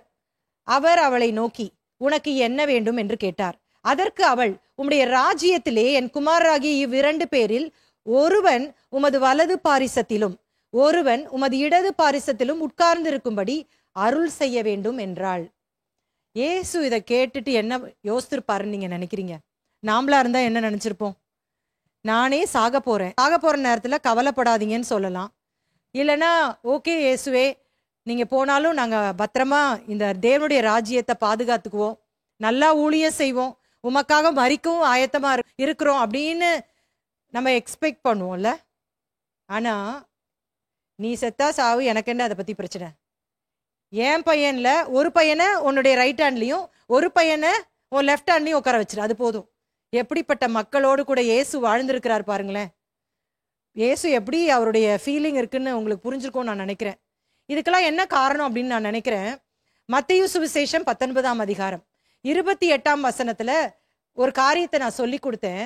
அதுல இயேசு கிறிஸ்து இப்படியாக சொல்லுகிறார். அதற்கு இயேசு, மறுஜென்ம காலத்திலே மனுஷகுமாரன் தம்முடைய மகிமையுள்ள சிங்காசனத்தின் மேல் வீற்றிருக்கும் போது என்னை பின்பற்றின நீங்களும் இஸ்ரவேலின் 12 கோத்திரங்களையும் நியாயம் தீர்க்கிறவர்களாக 12 சிங்காசனங்களின் மேல் வீற்றிருப்பீர்கள் என்று மெய்யாகவே உங்களுக்கு சொல்லுகிறேன். இது எதற்கு பதிலா சொல்றாரு உங்களுக்கு ஞாபகம் இருக்கா? பேதுரு கேட்கிறார். என்ன கேட்கிறாரு? எல்லாத்தையும் விட்டுட்டு வந்தோமே, எங்களுக்கு நீங்க என்ன செய்ய போறீங்க அப்படின்னு சொல்லும் பொழுது இயேசு பதில் அளிக்கிறது தான் இந்த வசனம். நீ ஒன்றும் கவலைப்படாத, மறு ஜென்ம காலத்திலே அந்த நியாய தீர்ப்பு நடக்கிற அந்த காலத்திலே நீங்க 12 பேரும் 12 சிங்காசனத்தின் மேல் உட்கார்ந்து அந்த 12 கோத்திரத்தையும் நியாயம் தீர்ப்பீங்க. இந்த அம்மா கேட்டுட்டு இருந்திருப்பாங்கன்னு நான் நினைக்கிறேன். இதுல ஒன்றும் உங்களுக்கு பிரச்சனை இல்லை, 12 சிங்காசனம் கொடுப்பேன்னு இயேசு சொல்லிட்டார். ஆனா அவங்க பையனுக்கு அவங்க மகன்களுக்கு இவங்களுக்கு ஸ்பெஷல் பிளேஸ் வேணும். அதனால இப்போ இயேசுட்ட கேட்குறாங்க, 12 சிங்காசனம் ஓகே தான் ஏசப்பா, ஆனா என்ன பண்ணும், ரைட் ஹேண்ட்ல ஒருத்தர் லெஃப்ட் ஹேண்ட்ல ஒருத்தர் உட்கார வச்சிருங்க. எவ்வளோ பேராசை பாருங்களேன். தொடர்ந்து வாசிப்போம். 22ஆம் வசனம். இயேசு பிரதியுத்தரமாக, நீங்கள் கேட்டுக்கொள்ளுகிறது என்னது என்று உங்களுக்கு தெரியவில்லை. நான் குடிக்கும் பாத்திரத்தில் நீங்கள் குடிக்கவும் நான் பெரும் ஸ்தானத்தை நீங்கள் பெறவும் உங்களால் கூடுமா என்றார். அதற்கு அவர்கள் கூடும் என்றார்கள். இதை என்ன சொல்றாரு? நீங்கள் கேட்டுக்கொள்ளுகிறது உங்களுக்கு புரியவே இல்லப்பா, நான் என்ன சொல்றது அப்படின்னு சொல்லிட்டு ஒரு கொஸ்டின் கேட்கிறார். என்ன கொஸ்டின் கேட்கிறாரு? நான் குடிக்கும் பாத்திரத்தில் நீங்கள் குடிக்கவும் நான் பெரும் ஸ்தானத்தை நீங்கள் பெறவும் உங்களால் கூடுமா அப்படின்னு கேட்கும்பொழுது நம்ம இப்போ இதை படிக்கும்பொழுது என்னென்ன யோசிக்கிறோம்? அவர் குடிக்கிற பாத்திரத்துல நம்ம தண்ணி குடிக்கிறது, ஜூஸ் குடிக்கிறது, அவர் சாப்பிட்ற தட்டில் நம்ம சாப்பிட்றோம், அப்படி கிடையாது. இது இலக்கிய ரீதியாக நம்ம புரிந்து கொள்ளணும். இது யூதர்களாக இருந்த அவர்களுக்கு நன்றாக புரிந்திருந்தது. என்ன அப்படின்னு சொன்னா, இப்படி இந்த ஃப்ரேஸ் என்ன குறிக்குதுன்னா, நான் குடிக்கும் பாத்திரத்தில் நீங்கள் குடிக்கும்னா இயேசு அவருடைய பாடு மரணங்களை குறித்து இங்கே சொல்லுகிறார். ஏன்னா இதுக்கு நான் இன்னொரு ஒரு காரியத்தையும் சொல்ல விரும்புகிறேன். இயேசு கெத்செமனே தோட்டத்துல ஜெபம் பண்றாரு பாருங்களேன். என்ன ஜெபம் பண்றாரு? சீஷர்களை போய் தனியா விட்டுட்டு 3 பேரை மட்டும் கூட்டிட்டு வந்துச்சு, அவங்களையும் ஒரு குறிப்பிட்ட இடத்துல விட்டுட்டு தனியா பிதாவோடு ஜெபிக்கிறார். என்ன ஜெபம் பண்றாரு? இந்த பாத்திரம் என்னை விட்டு நீங்க கூடுமானால் நீங்கும்படி செய்யும். பாத்திரம் அப்படின்னு பேசுறது என்னன்னா, அந்த பாடுகளை குறித்து அவர் பேசுகிறார். அப்ப இந்த இடத்துல சீஷர்களுக்கு நல்லா புரிந்திருந்ததுன்னா என்ன, அவங்க இப்ப எல்லாரும் அந்த பலன்ல குறியா இருக்கிறாங்க. என்ன நமக்கு கிடைக்க போகுது, அதானே இப்ப ஃப்ரீக்வெண்டா நம்ம பேசிட்டு இருக்கோம் நம்முடைய வேத பாடத்துல. என்ன பலன்? சிங்காசனம் கிடைக்க போகுது, 100 மடங்கு பலன் கிடைக்க போகுது, ஆண்டவர் நம்மை ஆசீர்வதிக்க போகிறார், நித்திய ஜீவனை கொடுக்க போகிறார். ரிப்பீட்டடா அவங்களுக்கு நிறைய பலன்களை ஆண்டவர் ப்ராமிஸ் பண்றதுனால இப்ப எல்லாம் அவங்களுக்கு என்ன இருக்கு அப்படின்னா அந்த ரிவார்ட்ஸ் பத்தி. அதனால இப்ப அவங்க சொல்றாங்களா யோசிக்காம சொல்றாங்களா தெரியல, அதற்கு அவர்கள் கூடும் என்றார்கள். இயேசுவோட பதில் பாருங்க. அவர் அவர்களை நோக்கி, என் பாத்திரத்தில் நீங்கள் குடிப்பீர்கள், நான் பெரும் ஸ்தானத்தையும் நீங்கள் பெறுவீர்கள், ஆனாலும் என் வலது பாரிசத்திலும் என் இடது பாரிசத்திலும் உட்கார்ந்திருக்கும்படி என் பிதாவினால் எவர்களுக்கு ஆயத்த பண்ணப்பட்டிருக்கிறதோ அவர்களுக்கே அல்லாமல் மற்றொருவருக்கும் அதை அருளுவது என் காரியம் அல்ல என்றார். இப்ப இந்த இடத்துல தெளிவா ஆண்டவர் சொல்றாரு, நீங்க ஒருவேளை என் பாத்திரத்தை நீங்க குடிக்கலாம், நான் பெரும் ஸ்தானத்தை நீங்க பெறலாம் அப்படின்னா என்ன அர்த்தம்? நீங்களும் எனக்காக பாடுபடுவீர்கள், படலாம். இப்ப இந்த கான்டெக்சுவலா நம்ம பார்க்கலாம் பாருங்களேன், இந்த வசன சூழமையை பார்க்கலாம். இப்ப யாரை பார்த்து அவர் சொல்லியிருப்பாரு? செபதேயுவின் குமாரர்களை பார்த்து பேசிட்டு இருக்கிறார். கரெக்டா? செபதேயுவின் தாய் தான் இயேசுட்ட கேட்கிறாங்க. அப்ப அவங்கள பார்த்து தான் ஆண்டவர் சொல்லியிருப்பாரு. என்ன சொல்றாரு? யாக்கோபு தான் பாருங்க. அப்போஸ்தலர் 12ஆம் அதிகாரத்தை வாசிக்கும் பொழுது இவர்தான் 12 சீஷர்களிலேயே முதல் இரத்த சாட்சியாக மரிக்கிறார். ஃபர்ஸ்ட் மார்டர் இவர்தான். குடிப்பேன்னு சொன்னார்ல, ஆண்டவருக்கு பிற்காலத்துல அவர் என்ன பண்றாரு? இரத்த சாட்சியாய் மரிக்கிறார். ஆனால் இது உடனே நடக்கல பாருங்களேன். கெத்செமனேலேயே இந்த யாக்கோபு, யோவான், பேதுருவை தான் ஆண்டவர் பக்கத்துல கூட்டிட்டு வந்து ஒரு பகுதியில விட்டுட்டு போய் ஜெபம் பண்ண போறாரு. வந்து பார்க்கறாரு, நல்லா தூங்குறாங்க. 3 முறை அதே தான் நடக்குது. இயேசு கேட்கிறாரு, பாவமா நான் இவ்வளோ வியாகுலப்படுறேனே, 1 மணி நேரமாவது விழித்திருக்க கூடாதா அப்படின்னு பாவமா கேட்கிறாரு. அப்ப கூட இவங்கள தூக்கத்தை விடல. பிடிக்க வராங்க கெத்சமனே தோட்டத்துல, எல்லா சீஷர்களும் விட்டுட்டு ஓடிடுறாங்க. அவங்களுக்கு அந்த பலன் இல்லை பாருங்களேன். சிலுவையில அறையப்படும் பொழுது யோவான் மட்டும் அங்க இருந்துடுறாரு, மற்றவங்க எல்லாரும் ஓடிடுறாங்க. ஆனால் என்றைக்கு பரிசுத்த ஆவியானவர் அவர்களுக்குள்ள ஊற்றப்பட்டாரோ, அப்போஸ்தலர் நடபடிகளை நீங்க தொடர்ந்து வாசிக்கும் பொழுது அவர்கள் பாடுபடுவதை சந்தோஷமாக எண்ணினார்களாம். பல இடங்கள்ல அந்த வார்த்தையை நம்ம வாசிக்கலாம். அப்படி ஒரு சம்பவம் தான் யாக்கோபு இயேசுவுக்காக முதல் இரத்த சாட்சியாக மரித்தது. யோவான் மட்டும்தான் இரத்த சாட்சியா மரிக்காத இயற்கை மரணம் அடைந்தவர் சீஷர்கள்ல. ஏன் இயேசு அவரை வைத்திருந்தார் என்று சொன்னால், நெடுநாள் வாழ்ந்து ஒரு டெஸ்டிமோனியல் லைஃப் வாழும்படியாக, ஒரு சாட்சியுள்ள வாழ்க்கை வாழும்படியாக. இப்ப இவர் ஒருத்தர் தான் இயேசுவை பார்த்தவர், இயேசு மரித்ததை கண்டவர், இயேசு உயிர்த்தெழுந்ததை கண்டவர், இயேசுடைய போதனைகளை காதார கேட்டவர், பரமேறி எல்லாத்தையும் பார்த்ததற்கு ஒரு டெஸ்டிமனி, ஒரு சாட்சி. அதனாலதான் இயேசு கிறிஸ்து இவரை நெடுநாள் ஒரு சாட்சியுள்ள வாழ்க்கையை வாழ செய்திருக்கிறார். அப்ப சொல்றாரு, என்னுடைய வலது பாரிசத்துல, என்னுடைய இடது பாரிசத்துல யார பிதா நியமித்திருக்கிறாரோ அவர் தான் உட்கார முடியும் அப்படின்றத சொல்றாரு. எனக்கு ஒரு காரியம் ஞாபகம் வந்துச்சு இதை வாசிக்கும் பொழுது. ஒரு ரோம ஆட்சியில ஒரு காயின் ஒன்று இருந்துச்சு, ஒரு காசு இருந்துச்சு.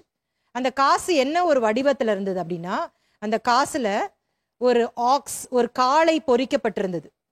அந்த காளை 2 காரியத்தை பார்த்துட்டு இருந்துச்சு. அந்த காளை, அந்த மாடு இருக்குல்ல, அந்த காளை வந்து 2 காரியம். ஒன்று ஒரு ஆல்டர், ஒரு பலிபீடம். இன்னொன்று ஒரு கலப்பை. கலப்பைனா ப்ளவ் பண்ணுவாங்கல்ல, உழுவாங்கல்ல, அந்த கலப்பை. Roman coin was once found with a picture of an ox on it. The ox was facing 2 things, an altar and a plow, and the inscription read, ready for either. ஒரு முறை ரோமானிய நாணயம் கிடைத்தது. அதில் ஒரு எருது படம் இருந்தது. எருது 2 விஷயங்களை எதிர்கொண்டது, ஒரு பலிபீடம் மற்றும் ஒரு கலப்பை, மற்றும் கல்வெட்டு எழுதப்பட்டது, எதற்கும் தயார். இன்றைக்கும் சீஷர்களை பார்த்து ஆண்டவர் இப்படிதான் வைத்திருக்கிறார். நம்ம எல்லாம் ஆண்டவர் எதற்காக அழைத்திருக்கிறார் அப்படின்னு சொன்னா, ஊழியம் செய்யும்படியாக. எருது, ஆக்ஸ், அந்த காளை ஊழியம் செய்யும், பணி செய்யும், வேலை செய்யும், ஊழியக்காரர்கள். புதிய ஏற்பாட்டில் நம்ம எல்லாரையுமே ஆண்டவர் எப்படி அழைத்திருக்கிறார்? ராஜரீக ஆசாரிய கூட்டம். நம்ம கிட்ட இருந்து ஆண்டவர் என்ன எக்ஸ்பெக்ட் பண்றாரு? நம்ம எப்படி பார்க்கணும்? எதற்கும் தயாராக இருக்க வேண்டும் அப்படின்னா என்ன அர்த்தம்? நம்ம முன்னாடி 2 இருக்குது. ஒன்று அந்த பலிபீடம், இன்னொன்று என்னது? அந்த கலப்பை. ஆண்டவருக்காக ஜீவனையும் கொடுத்து அவருக்காக இரத்த சாட்சியாய் மரிப்பதற்கும் தயாராக இருக்க வேண்டும். இன்னொன்று அவருக்காக பணி செய்யவும் தயாராக இருக்க வேண்டும். ரெடி ஃபார் ஐதர், எதற்கும் தயார். ரொம்ப அழகாக இருக்கிறதுல, நம்ம ஒரு நாள் இதை மறக்கவே கூடாது. 24ஆம் வசனம், மற்ற 10 பேரும் அதை கேட்டு அந்த 2 சகோதரர் பேரிலும் எரிச்சலானார்கள். எப்பவுமே இந்த சீஷர்களுக்குள்ள ஒரு போட்டா போட்டி இருந்துட்டே தான் இருந்துச்சு, காம்படிஷன். இவனை ஆண்டவர் பெருசாக்குறாரா, இவனை ஆண்டவர் பெருசாக்குறாரா? ஆண்டவர் பல காரியத்தை சொல்லி கொடுத்தாருல. 18ஆம் அதிகாரத்தை வாசிக்கும் பொழுது சிறு பிள்ளையை காண்பிச்சு சொல்றாரு, இந்த சிறு பிள்ளையை போல நீங்க ஆகாவிட்டால் பரலோக ராஜ்யத்துக்கு போக முடியாது. நிறைய சொன்னாலும் இவங்க மண்டையில ஏறவே இல்லைன்னு தான் சொல்லணும். இப்பவும் சீட்டுக்கு அடி போட்டுட்டு இருக்கிறாங்க. சேர்ல சிங்காசனம் கொடுப்பேன்ட்டாரு, ஆனா அந்த சிங்காசனத்துல யார் வலது பரிசத்திலும் இடது பரிசத்துல உட்காரும், அதுலயும் ஒரு பிரச்சனை.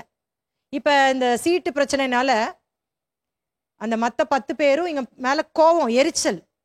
ஏன் நீங்க மட்டும் ரொம்ப ஸ்பெஷலோ, உங்களை மட்டும் தான் ஆண்டவர் வைப்பாரா அப்படின்னு சண்டை போட்டிருப்பாங்கன்னு நினைக்கிறேன். இப்படி சண்டை நடந்துட்டு இருக்கு. இப்ப அதனால ஆண்டவர் என்ன ஒரு கட்டத்திற்கு வந்து விட்டார் என்று சொன்னால், சீஷர்களே, ஊழியம் செய்கிறவர்களே, உங்களுக்கு சில பிரின்சிபிள்ஸ் நான் கத்துக் கொடுக்க போறேன். தேவனுடைய ராஜ்யத்தின் ஊழிய பணியை குறித்த கோட்பாடு, the principle of serving God in his kingdom. இது ரொம்ப டிஃப்ரெண்ட்பா, இங்க வாங்க, பக்கத்துல வாங்க அப்படின்னு சொல்லிட்டு இயேசு பேசுறார். 25ஆம் வசனம், அப்பொழுது இயேசு அவர்களை கிட்ட வர செய்து, புறஜாதியாருடைய அதிகாரிகள் அவர்களை இருமாப்பாய் ஆளுகிறார்கள் என்றும் பெரியவர்கள் அவர்கள் மேல் கடினமாய் அதிகாரம் செலுத்துகிறார்கள் என்றும் நீங்கள் அறிந்திருக்கிறீர்கள். இப்ப இயேசு சொல்றாரு, இந்த உலக பிரகாரமான அதிகாரத்தெல்லாம் நீங்க பார்த்திருக்கிறீங்களா? யாராவது ஒருத்தர் பாஸ் இருந்தாங்கன்னா அவங்க கீழே வேலை பார்க்குறவங்கள அடிமைப்படுத்துறதுக்காக பல காரியங்களை செய்வாங்க. அவங்கள அதிகாரத்தோடு பேசுவாங்க, இதை செய் அதை செய் அப்படின்னு பண்ணுவாங்க. ஆனா 26ஆம் வசனத்துல சொல்றாரு, உங்களுக்குள்ளே அப்படி இருக்கலாகாது.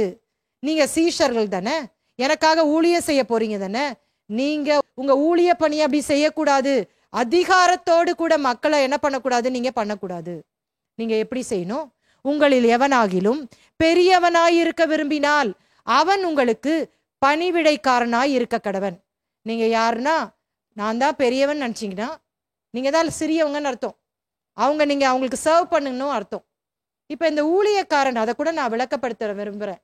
ஊழியக்காரன் அப்படின்னும் பொழுது இன்னைக்கு ரொம்ப டீசெண்டா நம்ம சொல்றோம், மினிஸ்டர் ஆஃப் காட். ஊழியக்காரன், ஊழியக்காரன்னா என்ன அர்த்தம் தெரியுமா? கிரேக்க மொழியில டூலோஸ் அப்படின்ற வார்த்தை பயன்படுத்தப்பட்டிருக்கிறது. டூலோஸ் அப்படின்னு சொன்னா என்னது? அடிமை, வேலைக்காரன். இதைதான் பின்வரும் நாட்களிலே இந்த சீஷர்கள் தங்களுக்கு டைட்டிலா பயன்படுத்தினாங்க. நீங்க எல்லா நிருபங்களையும் நீங்க வாசிக்கும் பொழுது முதல் வரியில இயேசுவுக்கு ஊழியக்காரன் வருது பாத்தீங்களா? இயேசுவுக்கு அடிமைன்னு அர்த்தம். இயேசுவுக்கு ஊழியக்காரன் என்பது அடிமைக்கு இணையாக பேசப்பட்டிருக்கிறது. இப்ப பரிசுத்த ஆவியானவர் ஊற்றப்படுவதற்கு முன்பாக ஊழியமே இன்னும் துவங்கல. இயேசு போதிக்கிறதுனால நீ பெரியாளு நான் பெரியாள்னு ஒரே சண்டை. ஆனா என்னைக்கு பரிசுத்த ஆவியானவர் ஊற்றப்பட்டாரோ அவங்க எல்லாரும் இப்ப என்ன பண்ணிட்டாங்க? நான் ஒண்ணுமே இல்லை, இயேசுவுக்கு அடிமை என்று சொல்ல ஆரம்பித்து விட்டார்கள். இன்றைக்கு நம்மை பார்த்தும் ஆண்டவர் இதை தான் எதிர்பார்க்கிறார். பரிசுத்த ஆவியானவர் நமக்குள்ளே இருக்கிறார். நமக்கு அந்த எண்ணம் இருக்குதா? பெரியவன் நான் தான், இவங்க எல்லாரை விட சீனியர், நான் ரட்சிக்கப்பட்டு எத்தனை வருஷம் ஆச்சு தெரியுமா, இன்னைக்கு வந்தாங்க இவங்கெல்லாம் அப்படின்னு ஒரு நாள் நம்ம நினைக்கவே கூடாது. நாம அவங்களுக்கு சேவை செய்வதற்காய் அழைக்கப்பட்டிருக்கிறோம். we are called to serve. நம்ம யாராவது காலமத்தி விடுவாங்களா? நமக்கு தண்ணி பாட்டில் தருவாங்களா? நம்ம பைபிளை தூக்கிட்டு வருவாங்களா? இப்படி நம்ம நினைக்கவே கூடாது. நாம் ஜனங்களுக்காக பணி செய்வதற்காக கர்த்தர் நம்மை அனுப்பி இருக்கிறார். தொடர்ந்து வருகிற வசனத்தை வாசிப்போம். உங்களில் எவனாகிலும் முதன்மையாய் இருக்க விரும்பினால் அவன் உங்களுக்கு ஊழியக்காரனாய் இருக்க கடவன். அப்படியே மனுஷகுமாரனும் ஊழியம் கொள்ளும்படி வராமல் ஊழியம் செய்யவும் அநேகரை மீட்கும் பொருளாக தம்முடைய ஜீவனை கொடுக்கவும் வந்தார் என்றார். இது ரொம்ப முக்கியமான வசனம். இந்த 28 நீங்க எல்லாரும் மனப்பாடம் பண்ணி வச்சுக்கோங்க. இயேசு கிறிஸ்து எதற்கு வந்தாரோ அதற்கு தான் நம்மையும் அழைத்திருக்கிறார். என்ன சொல்லப்பட்டிருக்கிறது? மனுஷகுமாரன் ஊழியம் கொள்ளும்படி வராமல். யாராவது 4 பேர் எனக்கு சேவை செய்வாங்க அப்படின்னு ஊழியக்காரங்க இருக்கக்கூடாது. நீங்க ஊழியம் செய்யவும் அநேகரை மீட்கும் பொருளாக, ஆங்கிலத்துல சொல்லப்பட்டிருக்கு ransom for many. மீட்கும் பொருள். இதற்கு என்ன அர்த்தம் கொடுக்கப்பட்டிருக்கிறது என்று சொன்னால், அந்த நாட்கள்ல யூத கலாச்சாரத்திலும் சரி கிரேக்கர்களும் சரி வீட்டிலே வேலை பார்ப்பதற்கு அடிமைகளை அமர்த்தினார்கள். எப்படி அமர்த்துவாங்களாம்? இப்ப நமக்கெல்லாம் சந்தையில என்ன விற்பாங்க? சந்தைக்கு போனா காய்கறிகள் விற்பாங்க, ஆடு மாடு கோழிலாம் விற்பாங்க. அன்னைக்கு சந்தையில மனிதர்களை விற்றார்கள் அடிமைகளாக. யாராவது ஒரு எஜமானுக்கு வேலை செய்யறதுக்கு அடிமை வேணும்னா அவன் சந்தைக்கு போய் விலை கொடுத்து அந்த அடிமையை வாங்கிட்டு வந்து அவன் வீட்டில் அடிமையா வச்சுப்பானான். இந்த அடிமை இந்த எஜமானே அனுப்புகிற வரைக்கும் அவன் அடிமை தான். அப்படிப்பட்டவர்கள் தான் நீங்களும் நானும். ஒரு நாளிலே பாவத்திற்கு அடிமைகளாக இருந்தோம். நம்மை மீட்பதற்கு யாருமே இல்லை. ஆனால் இயேசு கிறிஸ்து விலை கிரயத்தை, அவருடைய இரத்தத்தையே கொடுத்து ransom for many, மீட்கும் பொருளாக நம்மை அவர் மீட்டெடுத்திருக்கிறார் என்று சொன்னால் எதற்காக? அவருக்கு பணி செய்வதற்காக, அவருக்கு ஊழியம் செய்வதற்காக. நாம மற்றவங்களுக்கு சேவை செய்யணுமே தவிர நாம மற்றவங்களுக்கு சேவையை எதிர்பார்க்கவே கூடாது என்பதை இயேசு இங்க சீஷர்களுக்கு கற்றுக் கொடுக்கிறார். அதுதான் சொல்றாரு, மனுஷகுமாரன் ஊழியம் கொள்ளும்படி வராமல் ஊழியம் செய்யவும் அநேகரை மீட்கும் பொருளாக தம்முடைய ஜீவனை கொடுக்கவும் வந்தார். தொடர்ந்து நாம் அடுத்த பகுதியை வாசிக்க போகிறோம். மத்தேயு 20ஆம் அதிகாரம் 29 30 வரைக்கும். இயேசு 2 குருடர்களை சுகமாக்குகிறார். Jesus heals 2 blind people. வாசிக்கலாம். மத்தேயு சுவிசேஷம் 20ஆம் அதிகாரம் 29 அவர்கள் எரிகோவிலிருந்து புறப்பட்டு போகையில் திரளான ஜனங்கள் அவருக்கு பின் சென்றார்கள். அப்பொழுது வழி அருகே உட்கார்ந்த 2 குருடர் இயேசு வழியே வருகிறார் என்று கேள்விப்பட்டு, ஆண்டவரே, தாவீதின் குமாரனே, எங்களுக்கு இறங்கும் என்று கூப்பிட்டார்கள். அவர்கள் பேசாதிருக்கும்படி ஜனங்கள் அவர்களை அதட்டினார்கள். அவர்களோ, ஆண்டவரே, தாவீதின் குமாரனே, எங்களுக்கு இறங்கும் என்று அதிகமாய் கூப்பிட்டார்கள். இயேசு நின்று அவர்களை தம்மிடத்தில் அழைத்து, நான் உங்களுக்கு என்ன செய்ய வேண்டும் என்று கேட்டார். இயேசு இப்ப 2 பிறவி குருடர்கள் இருக்காங்க. இந்த 2 குருடர்களும் இயேசுவை பார்த்த உடனே எங்களுக்கு மனம் இறங்கும் அப்படின்னு சொல்லிட்டு கேட்குறாங்க. இயேசு அந்த இடத்துல வந்து நின்றுட்டு, உங்களுக்கு நான் என்ன செய்யணும்னு கேட்குறாரு. இயேசு கிட்ட அவங்க எதிர்பார்த்திருந்தது அவங்க குருட்டு நிலை மாறி பார்வை அடையணும். ஆனா இங்க என்ன இயேசு கேட்குறாரு? திரும்ப அதே கேள்வியை கேட்குறாரு, உங்களுக்கு நான் என்ன செய்யணும்? அவருடைய அற்புதங்கள் நிறைய இதுல இதை பார்ப்போம். நம்ம ஒரு குஷ்டரோகி வருவான், நிறைய குருடர்கள் வருவாங்க. கேள்வி இயேசு என்ன கேட்பார் தெரியுமா? நான் உனக்கு என்ன செய்யணும்? அவங்க வாயிலிருந்தே என்ன செய்யணும் அப்படிங்கிறத நம்ம சொல்லணுன்றத ஆண்டவர் எதிர்பார்க்கிறார். உங்கள் வாழ்க்கையில அநேக வேளையில நம்ம என்ன சொல்றோம் அப்படின்னா, இயேசுக்கு தான் எல்லாம் தெரியுமே, அவர் செய்யட்டுமே, அவருடைய பிள்ளை தானே நான் அப்படின்னு நினைக்கிறோம். ஆனால் இயேசு என்ன எதிர்பார்க்கிறார்? உங்களை பார்த்து கேட்கிறார், நான் உனக்கு என்ன செய்ய வேண்டும்? இவர்கள் எப்படி அழைக்கிறார்கள்? தாவீதின் குமாரனே. தாவீது குமாரனே என்பது மேசியாவே என்று சொல்லி அர்த்தம். அப்ப மேசியாவே அப்படின்னு சொல்லி அழைத்து கேட்டபோது இயேசு அவங்க மேல மனதுருகி உடனடியாக அவர் என்ன பண்றாரு? அங்க பார்வை கொடுக்கிறதை நாம் பார்க்கலாம். வாசிக்கிறோம். அதற்கு அவர்கள், ஆண்டவரே, எங்கள் கண்களை திறக்க வேண்டும் என்றார்கள். இயேசு மனதுருகி அவர்கள் கண்களை தொட்டார். உடனே அவர்கள் பார்வை அடைந்து அவருக்கு பின் சென்றார்கள். பார்வை அடைந்துட்டு பாய் ஜீசஸ் அப்படின்ட்டு போயிடல, பார்வை அடைந்து அவரை பின்பற்றினாங்க. அற்புதத்தை பார்த்துட்டு அவரை பின்பற்றினாங்க. இன்னைக்கு எத்தனை பேர் அற்புதத்தை கிடைக்கிற வரைக்கும் அவர்கிட்ட உட்காந்து ஜெபம் பண்ணிட்டு அற்புதம் கிடைச்ச உடனே கண்டுக்கவே மாட்டாங்க. ஏசு கிறிஸ்து நிறைய பேருக்கு ஒரு தலைவலி மாத்திரை மாதிரி, தலைவலி வந்தா போட்டுக்குவாங்க, இல்லைன்னா பைன்னு சொல்லிட்டு போயிட்டே இருப்பாங்க. அப்படி இருக்கக்கூடாது. அற்புதத்தை ருசித்த நாம் அவரை பின்பற்றுவதற்கு எப்பொழுதும் ஆயத்தமாய் இருக்க வேண்டும். இன்றைக்கு நம்ம இந்த 20ஆம் அதிகாரம் முழுவதுமாக படித்து முடித்து விட்டோம். இந்த வசனத்தை நீங்க மறுபடியும் தியானிங்க, பேரலா வச்சு படிங்க. ஆண்டவர் நிச்சயமாகவே இந்த வார்த்தையின் மூலமாக உங்களை ஆசீர்வதிப்பார். கண்களை மூடி நம்ம ஜெபிக்கலாம். அன்பும் இரக்கமுள்ள நல்ல தகப்பனே, இந்த மாலை வேளைக்காக ஸ்தோத்திரம். எங்களோடு பேசி நம்முடைய வார்த்தைகளுக்காக நன்றி செலுத்துகிறோம். தொடர்ந்து இந்த வார்த்தைகளை எங்களோடு கூட கிரியை செய்யட்டும். நிறைய எல்லா மகிமையும் எடுத்துக்கொள்ளும். இயேசுவின் நாமத்தில் ஜெபம் கேளும் நல்ல பிதாவே, ஆமென். கர்த்தர் உங்களை ஆசீர்வதிப்பார்.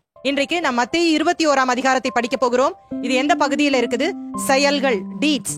இந்த பட்டணத்துக்கு ஒரு விசேஷித்த பெயர் உண்டு. இப்ப நம்ம படிக்க போற இந்த சம்பவம் 4 சுவிசேஷங்களுமே எழுதப்பட்டிருக்கிறது. இது இயேசுவுக்கு மிக முக்கியமான ஒரு வாரம். இயேசுடைய வாழ்க்கையில இந்த வாரத்துல நடக்க போற சம்பவங்கள். அடிக்கடி சொல்லிக் கொண்டிருந்த இந்த விஷயம் இப்பொழுது இயேசுவின் வாழ்க்கையிலே நிறைவேற போகிறது. இவங்க தான் பஸ்கா பண்டிகை கொண்டாடுவதற்காக வெவ்வேறு தேசங்களிலிருந்து வருகிற அந்த யூத ஜனங்கள். இவர்கள் தான் நம்மை காப்பாற்ற போகிற மேசியா என்று சொன்னபடினால் இவங்களுக்கு ரொம்ப குஷியாயிருச்சு. தாவீதின் குமாரர் அப்படின்னு சொல்லிட்டு இவரை பயங்கரமா என்ன செய்யறாங்க? கனப்படுத்துகிறதை பார்க்கலாம். சரி, இப்ப ஏன் இயேசு கிறிஸ்து கழுதை குட்டியின் மேல ஏறி வரணும்? இயேசு சற்று வித்தியாசமாக இந்த இடத்துல நடக்கிற மாதிரி உங்களுக்கு தெரியுதா? இது வரைக்கும் நான் பிரபலமாக கூடாது என்று சொல்லி அவர் அமைதியாகவே இருந்தவர், இப்பொழுது ஜனங்கள் ஆராதிக்கிறார்கள், ஜனங்கள் அவரை மகிமைப்படுத்தும் பொழுது அதை ஏற்றுக்கொள்ளுகிறார். நாம் சீஷர்களா இருக்கிறோம், நாம் இயேசு கிட்ட இருந்து என்ன கற்றுக்கொள்றோம்? ஆனா எப்படி இந்த இடத்துல ஒரு சந்தை மாதிரி, ஒரு மார்க்கெட் பிளேஸ் மாதிரி ஆச்சு அப்படின்னு சொன்னா, அவர் எந்த இடத்துல கோபப்படணுமோ அந்த இடத்துல கோபப்பட்டுட்டு தன்னுடைய பணியை தொடருகிறதை பார்க்க